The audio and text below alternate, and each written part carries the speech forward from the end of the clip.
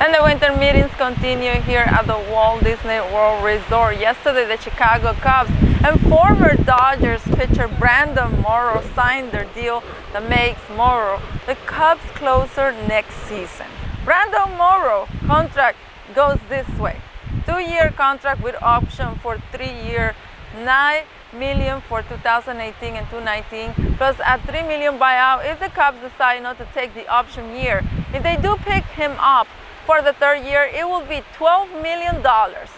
And today, Dodgers manager Dave Roberts was available to the media, and this is what he had to say. You look at these players and around the league, gosh, I mean, there's countless players that are, the 21 to 23 that are just so uber talented, and it's fun to watch. And I think that the game right now, the talent level is as high as I've ever seen it. There is a lot of coaching going on, and not to take anything away from coaches of other decades, but when you're having a 20, 21-year-old, 22-year-olds playing in the big leagues, and that veteran player is no longer on your roster as a backup player, those kind of backfilled now by young players. And so the coaches are taking on roles that they love to teach, and those type of roles, which is they're meant to do their job.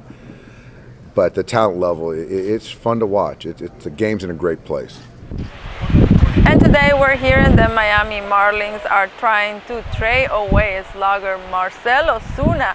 So far, the Washington Nationals and the St. Louis Cardinals appear to be very interested.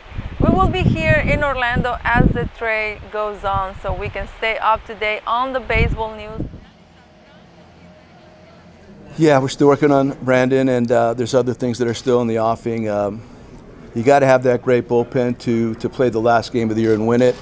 Wade was great last year. Hopefully that's still going to come back to us possibly. There's other guys that may still come back to us, but you see it's really turning into a bullpen kind of a game, and especially when it gets to the last several games of the year. So again, that's a big part of our conversation upstairs, is talking about bullpen, trying to acquire the right guys, the good mix, the right mix.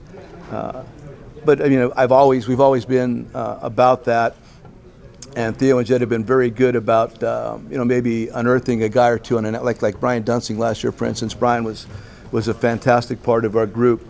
So we'll put that together, but you're not going anywhere. You're not winning the last game of the season without that great bullpen.